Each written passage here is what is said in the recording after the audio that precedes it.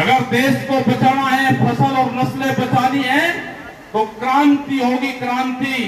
ये दिल्ली फेर का कान खोल कर सुन ले, ये 4 लाख ट्रैक्टर भी यही है और वो 25 लाख आदमी जो आया था दिल्ली में वो भी यही है।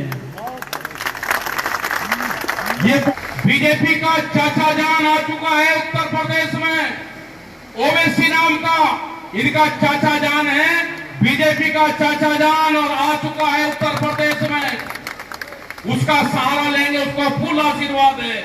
वो गाली देगा, ये कोई मुकदमा दर्ज नहीं करेंगे, वो कुछ भी कहेगा, इनका चाचा जान है, भुला करे, बहुत मन्नतों के बात में आ चुका है वो यहाँ पे, वो बर्बाद करेगा इस किसानों को यहाँ से। ये सब एक एलिगेशन आपके इस आंदोलन पर लगे।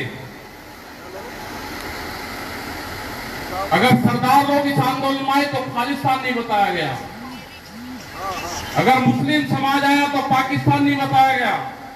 हमने कहा कि जब तक आप कानून वापसी नहीं दोगे,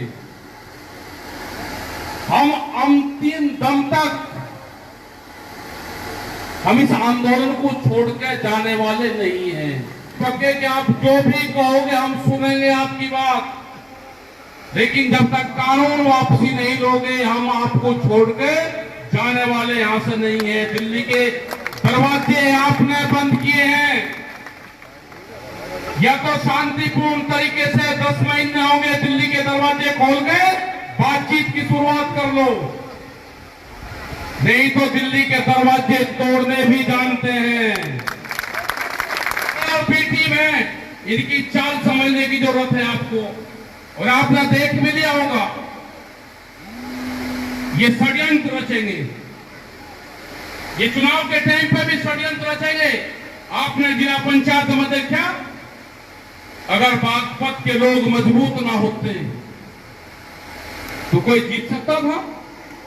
क्रांतिकारी लोग थे बागपत के,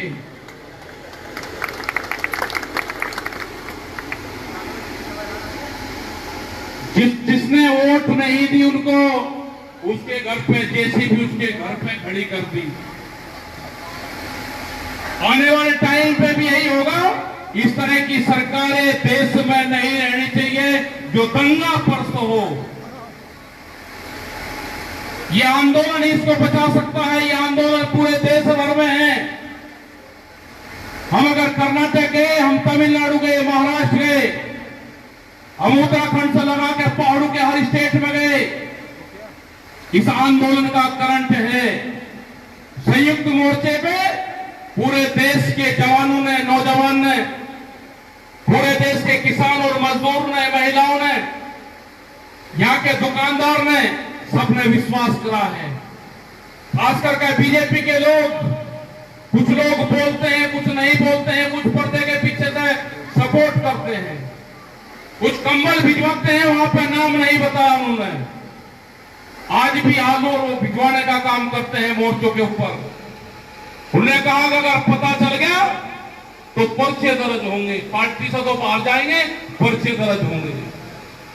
सब लोग इस आंदोलन के साथ में हैं। मैं धन्यवाद देना चाहता हूं यहाँ की पूरी जनता को, यहाँ के सभी समाज के लोगों को, जो हमारे महाराष्ट्र से लोग आए, इनको धन्यवाद देना चाहते हैं, और समस्त देश के किसान नौजवानों को।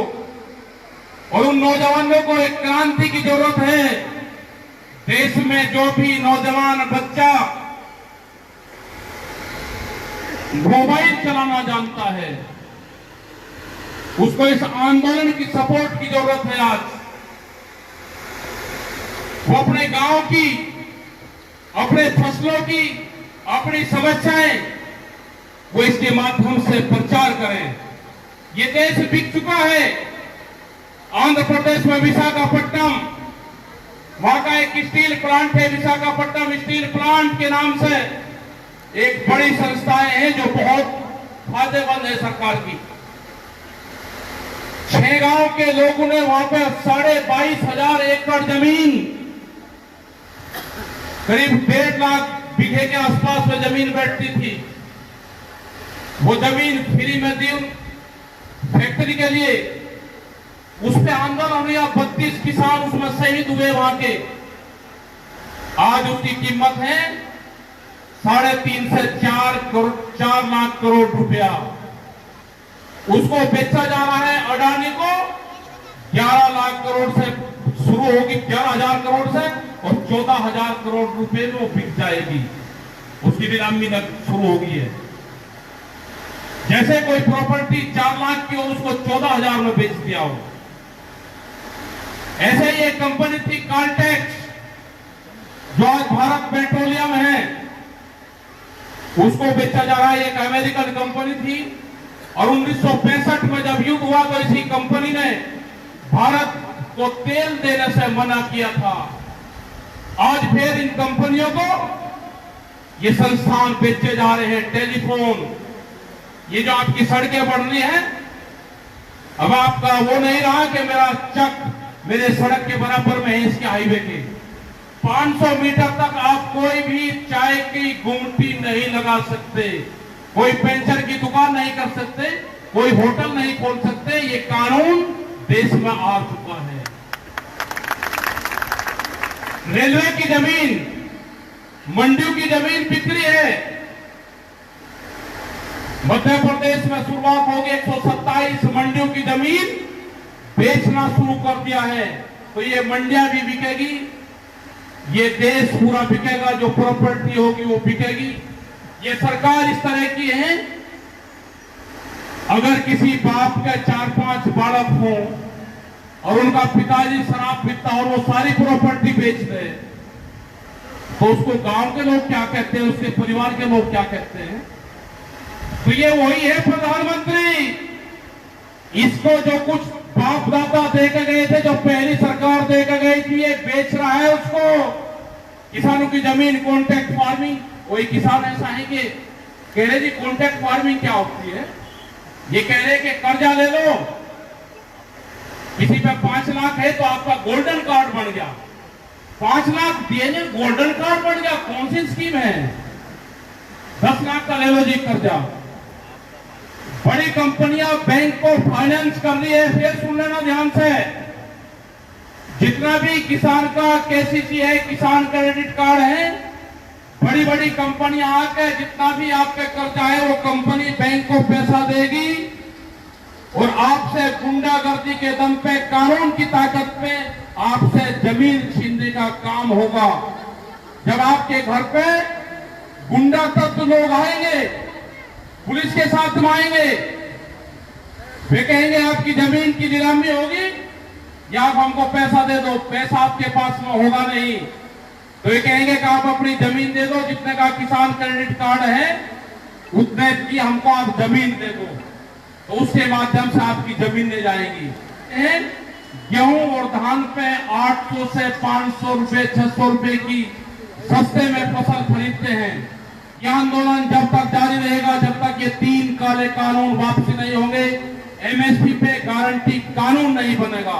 यह आंदोलन जब तक जारी रहेगा। एक तो अगर दूध बेचना है तो कंपनी को ही आप अपना दूध बेच सकते हो, ये कानून आ रहा है, तो कौन किसान बच जाएगा? बहुत कानून आ रहे, सीड बिल, बीज कानून। बाजरे का तो बीज आपने भी 800 रुपए किलो को बोया होगा। ये कानून आ रहा है, अब सीड बिल आ रहा है। आप कंपनी से ही बीज खरीद के बो सकते हो। अगर आपने बगैर कंपनी का बीज बोया तो इलीगल होगा।